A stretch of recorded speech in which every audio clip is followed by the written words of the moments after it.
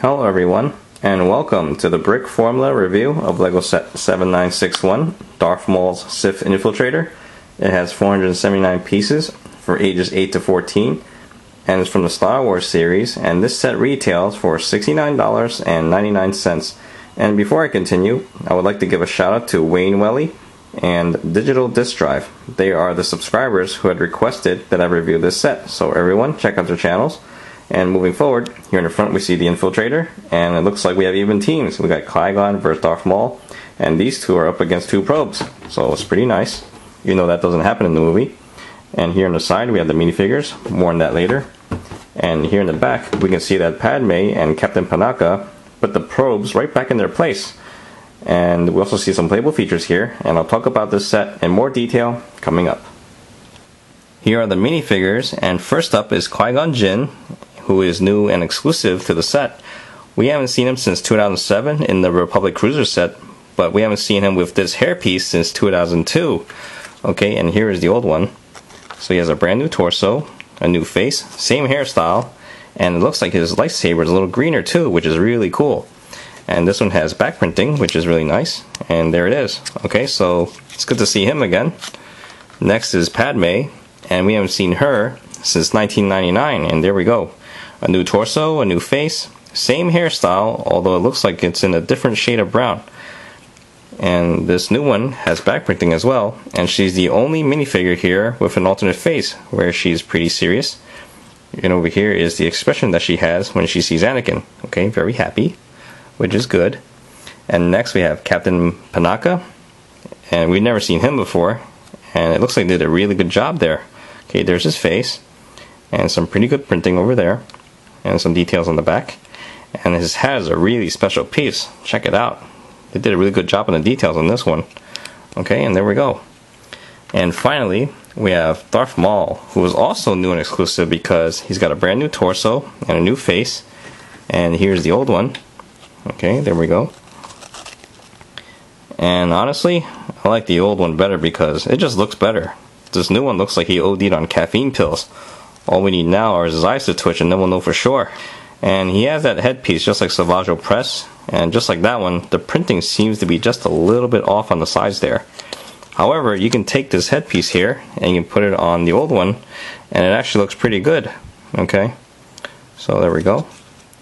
And it doesn't seem to be as off as the new one. So not bad at all. Looks pretty good. Okay, and there you have it. Now to take a look at the ship. Here's the Sith Infiltrator, and as you can see, it looks pretty good in design. Okay, it's not too bad, although there are some problems with it, which I will address later. For now, let's just take a look at it. Here it is from the top. Okay, and here is the side. Here's the bottom, and as you can see, it's largely unfinished, but it's not too bad. Okay, you don't really look at it that much. And down here we have some landing gear, which can fold up like that, which is pretty cool, and that's what it looks like from the side now. Okay, so that's a really nice feature. I think this is a pretty good idea for landing gear. Okay, and we'll also have these two parts here which will hold the back. Okay, and that's what it looks like from behind. Okay, you get some stickers to put over here, which is where the engines are. Alright, and here is the front, which is a little hard to see. Okay, and there we go. Not too bad. And then you see on the side here we have some flick missiles. Okay, and there they go.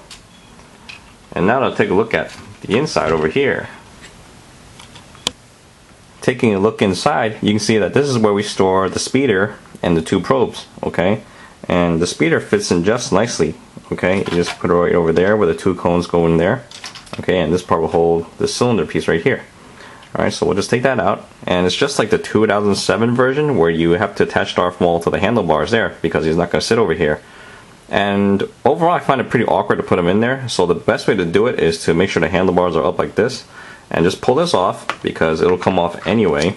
Okay, at least 8 out of 10 chances it will. Okay, and just attach them like that, and just make sure the cape is in there, and there you go.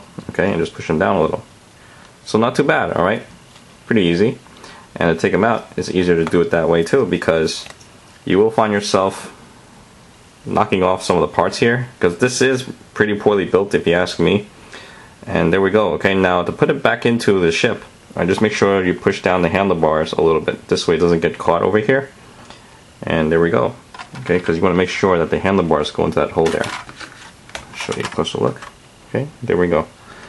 And then finally over here we have the two probes, and if you look closely, you have a switch here that you can release, and that'll bring the probes down. Okay, and you have one on the other side. Alright, and just to show you real quick, that's how that works. Alright, and there we go. Now you just want to make sure that the probes are not in this position, okay, and you don't want to put the antenna down first like that because it'll get stuck. And as you can see, I mastered the art of getting it stuck. Alright, so there we go. Just make sure the bottom part is on the bottom, and there you go. Alright, so that's how that works. And finally, when you want to close this up, it's not hard, okay, just close it, okay, but the problem is that it won't stay closed, okay, it's pretty loose. And that's really my main complaint about this set over here, because when you want to fly this thing around and you do a barrel roll, everything's going to fall out, okay, which is not too bad, okay, the bike wasn't very good anyway. Now you can ask your master for a new one, but still, okay, I think they should have fixed that anyway. This way you can fly this around without any problems. So I just want to point that out. And now we'll take a look at the back. Taking a look at the back here, it looks like an improvement from the other ones because it's pretty bulbous and there are more parts to it, okay? It can open up just like that, and so can this part right here, which is really cool.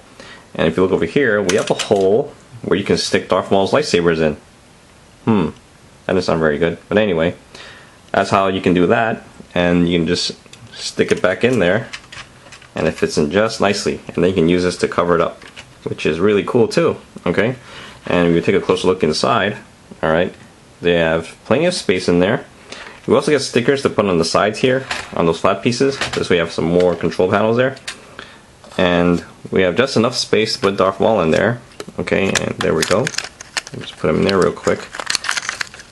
And it's not that awkward to put him in. What I don't like is that there's barely enough space for the cape. Okay, but I guess that's something you just have to work with. Alright, and he fits in just nicely. You can't have him standing, okay, he can only sit in there. Alright, so there we go. And just take a closer look. There's that hole again. Alright. Also in the back here, okay, these things can open up, of course. And that's what you can do for flight mode. Alright, and it's pretty sturdy. And you just close that back up when you land, because the bottom piece will get in the way when you're trying to land this thing on the ground. Alright, and there we have it. Now it's time for the recommendations. Overall, I'd say that this is an okay set. When you look at the playabilities, it's actually pretty good. We got 4 minifigures. We got Darth Maul and Qui-Gon, so you got your little duel going on over there. And as you saw earlier, the ship has a lot of playable features. Okay, the back can open up, and it's pretty detailed, and you put your lightsabers in there. And we have flick fire missiles, retractable landing gear, and this part can open up to store your speeder and your probes. So not too bad. However, when it comes to the value, I'd have to say that's my biggest turnoff about this set. Okay, because this does not look like it's worth $70. If I'm going to pay $70 for a Sith Infiltrator, this thing should be close to perfect. That means the bottom should look a little bit more completed, and this part over here shouldn't be so loose, okay, because I should be able to fly this thing without having to worry about anything falling out. And the speeder should be better too, because that's really flimsy for $70. And we're missing a probe, okay, you're supposed to have 3 just to stay accurate with the movie. And when you look at the minifigures, it's not too bad, okay, they each can go for about $10 to $15 on eBay. And Darth Maul himself can be worth up to $20, so not too bad. But still, we only get 479 pieces, and that comes out to about 14.6 cents a piece, which is pretty bad. So in the end, I'd say it's safer to wait for this thing to go on a 30% discount, at least, okay? And only after that would it be a worthwhile set to get, especially since the previous one was only worth like $30. And if you have that one, then you can certainly wait, because this is not too much of an upgrade. It's just a little bit bigger. And that's it really, okay, because the other one's a lot more sturdier. And that's it, okay, that sums up my review.